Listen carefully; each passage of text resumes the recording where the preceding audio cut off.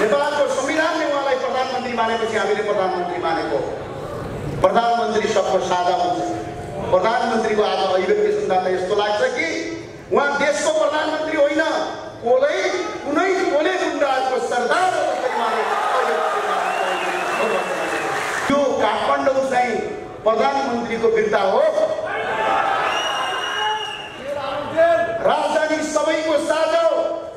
हाम्रा विरुद्धमा पनि कसैले विचार अभिव्यक्ति राख्न पाउँछन् भने त्यो पाउनुपर्छ। देश विषम परिस्थितिमा जान्छ। एकजुट भन्नु अर्को विकल्प छैन। हामीले प्रष्टै भनेका छौँ। तपाईहरुलाई सोध्न चाहन्छु, अहिले यो देशको प्रधानमन्त्री तपाईहरुले चुन्या हो? आज 40 वर्ष मुनिका युवाहरू हुनुहुन्छ। तपाईँ हामी जन्मिँदाखेरि यिनीहरू प्रधानमन्त्री थिए।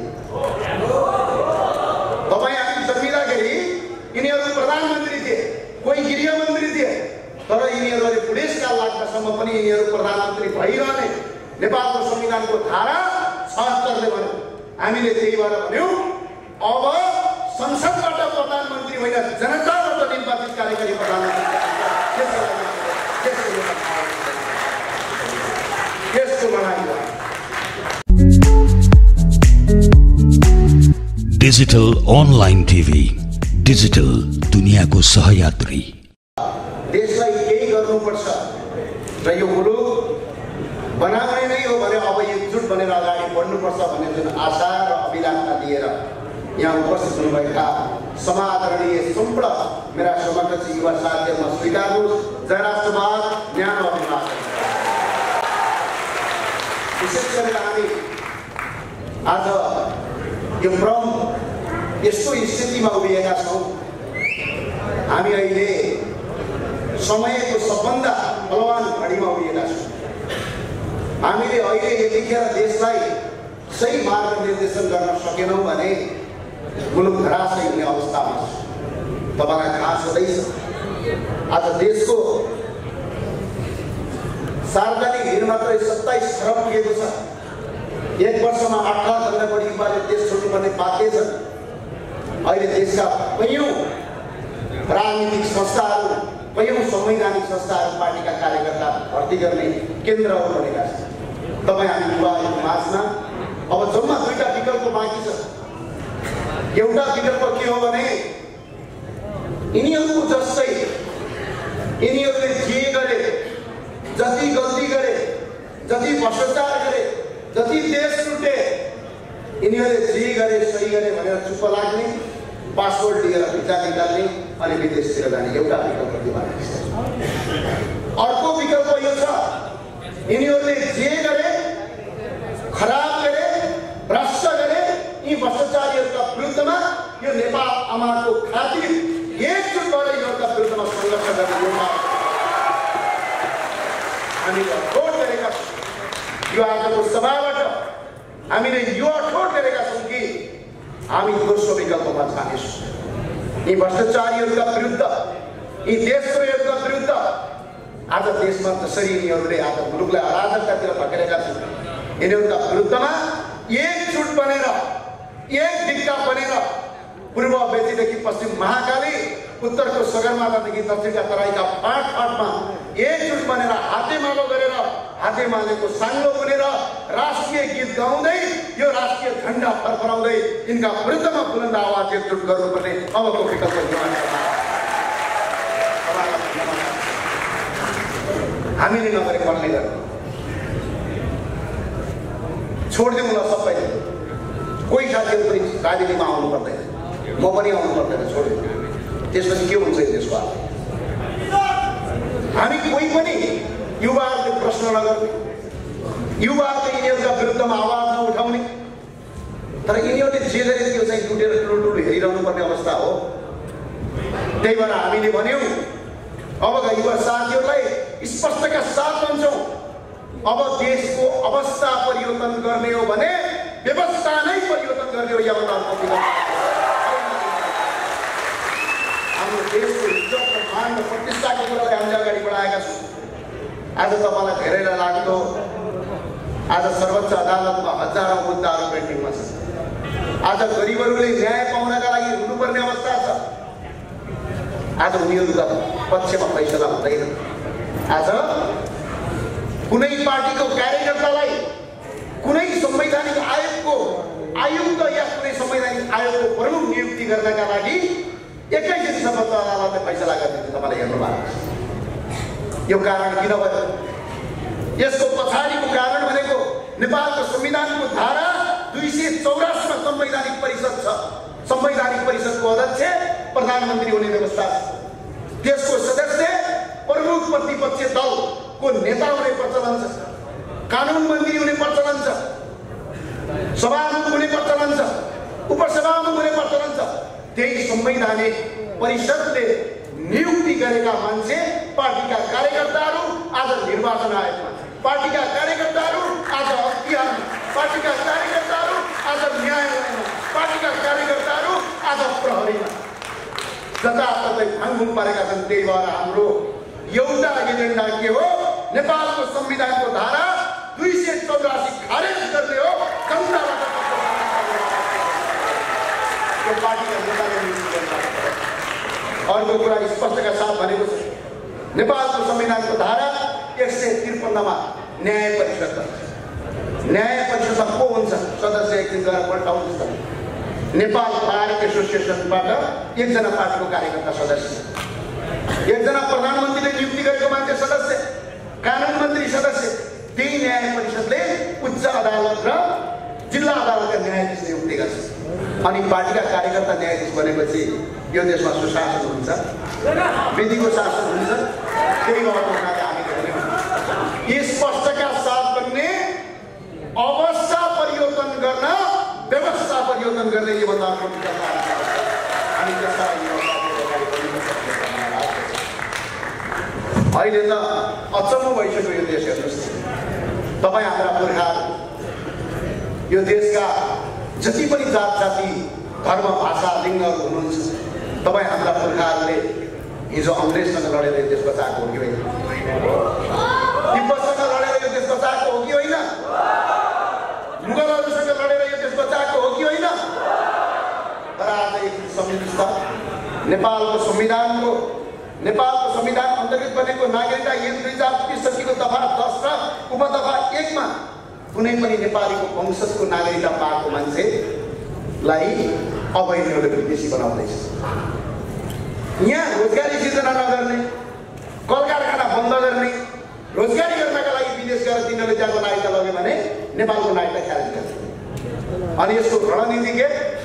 जो जन्मसिद्ध, जो वंशजका आधारमा नेपाली हुन्, जसका पूर्वजहरूले यो देश बनाएका हुन्, उनीहरूका सन्तानलाई विदेशी बनाउने, जसका पुर्खाले नेपालका विरुद्धमा लडे तिनीहरूलाई चाहिँ नेपाली बनाउने, यसको घोर विरोध गर्छौँ। एकपटक नेपाली हामीले आज युवाहरू फर्किने वातावरण आएको छैन। तपाईँहरू सोच्नुहोस्, कोही मान्छे अमेरिका गयो, कोही अस्ट्रेलिया गयो, पैसा कमाएर म नेपाल आउँछु, नेपालमा उद्योग कल कारखाना खोलेर युवाहरूलाई रोजगार दिन्छु भने अब नआउने बाटो बन्द गरेका छन्। संविधानमा कानुन बनाएर त्यो कानुनको धारा परिवर्तन गर्न आवश्यक छ। त्यो भन्दै मैले अहिले पनि यति मात्र के कुरा भन्ने हो भने साथीहरू, देश विषम परिस्थितिमा गएको छ। एकजुट बन्नु अर्को विकल्प छैन। हामीले प्रष्टै भनेका छौँ। तपाईँहरूलाई सोध्न चाहन्छु, अहिले यो देशको प्रधानमन्त्री तपाईँहरूले चुने हो? आज 40 वर्ष मुनिका युवाहरू हुनुहुन्छ, तपाईँ हामी जन्मिँदाखेरि यिनीहरू प्रधानमन्त्री थिए। तपाईँ हामी जन्मिँदाखेरि यिनीहरू प्रधानमन्त्री थिए, कोही गृहमन्त्री थिए। तर यिनीहरूले बुढेसकाल लाग्दासम्म पनि यिनीहरू प्रधानमन्त्री भइरहने नेपालको संविधानको धारा 76ले भन्यो। हामीले त्यही भएर भन्यौँ अब संसदबाट प्रधानमन्त्री होइन, जनताबाट निर्वाचित कार्यकारी प्रधानमन्त्री यसको लडाइँ ल 2 कार्यकालभन्दा बढी नखाने, जनताबाट जितेर आउने भन्नुहोस्। म अहिले पनि यहाँ खुला यो मञ्चबाट भन्न चाहन्छु, प्रधानमन्त्री सम्माननीय प्रधानमन्त्री केपी शर्मा ओलीज्यू जहाँबाट चुनाव लड्नुहुन्छ त्यहाँबाट कानुनलाई खडा हुन्छ।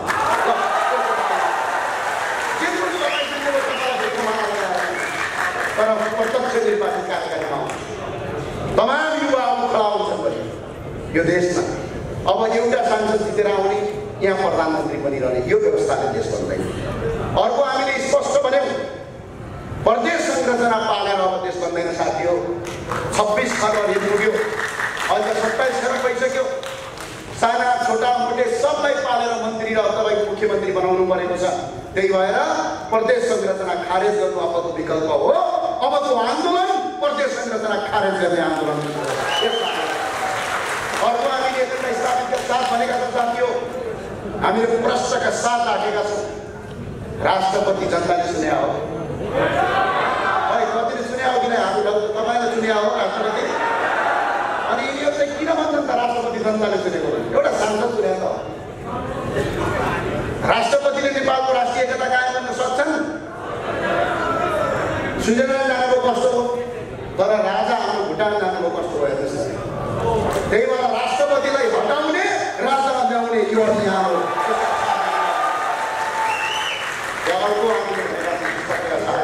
हिन्दू, बुद्ध, किराँत सहितको वैदिक सनातन हिन्दू अधिराज्य हाम्रो पहिचान हो। त्यो पहिचान स्थापित गर्छौँ हामीले, यसका साथ अगाडि बढेका छौँ।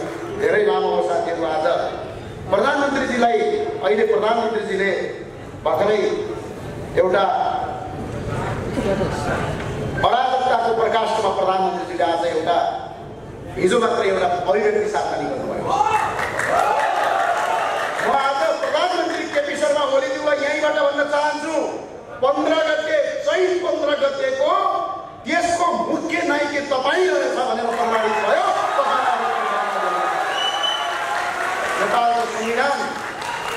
नेपालको संविधानले उहाँलाई प्रधानमन्त्री मानेपछि हामीले प्रधानमन्त्री मानेको। प्रधानमन्त्री सबको साझा हुन्छ।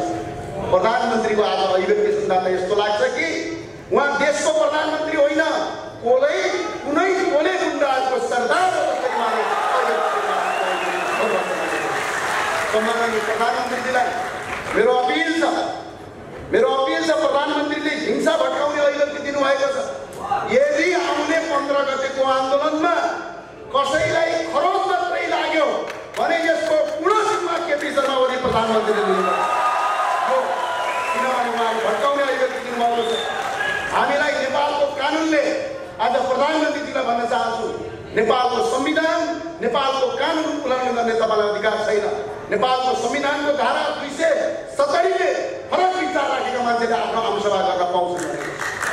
त्यो संविधान, नेपालको संविधानको धारा 17 ले आफ्नो फरक स्वतन्त्र अभिव्यक्ति राख्न पाउने अधिकार दिएको छ। त्यो अधिकारको रक्षा गर्नु र साथसाथै फौजदारी संहिता धारा 47, 48 र 49 मा सार्वजनिक शान्ति भङ्ग गर्ने, हिंसा फैलाउने अभिव्यक्ति दिन पाइँदैन भनेको छ। अर्को संविधानको धारा 17 भइहाल्यो, साइबर अपराध ऐन धारा 47 र 48 मा विद्युतीय माध्यमबाट हिंसा फैलाउन पाइँदैन। त्यसै गरी सार्वजनिक अपराध ऐन धारा 3 अनुसार उत्तेजक भाषण र हिंसा फैलाउने काम गर्न पाइँदैन। यति काम गरेको ठहरेमा 1 वर्षदेखि 5 वर्ष सजाय, ठुलो रकमको जरिवाना हुन्छ। प्रधानमन्त्रीले यो सजाय हुनुपर्छ। हामीले 15 गते कार्यक्रम राखेका छौँ। अनि यो काठमाडौँ चाहिँ प्रधानमन्त्रीको बिर्ता हो। राजधानी सबैको साझा हो। हाम्रा विरुद्धमा पनि कसैले विचार अभिव्यक्ति राख्न पाउँछन् भने त्यो पाउनुपर्छ। यो आवाजले म अहिले पनि भन्न चाहन्छु, सम्माननीय प्रधानमन्त्रीज्यूले जुन अभिव्यक्ति दिनुभएको छ, त्यो अभिव्यक्ति नेपालको संविधान, नेपालका कानुन, विभिन्न कानुनहरू आकर्षित हुन्छन्। म अहिले पनि यहाँबाट अपिल गर्न चाहन्छु, यदि कोही युवा साथीहरू हुन्छ भने सर्वोच्चमा मुद्दा दायर गर्नुहोस्। अपराधीलाई अपराधीको कठघरामा पुर्याउनुपर्छ। यहाँ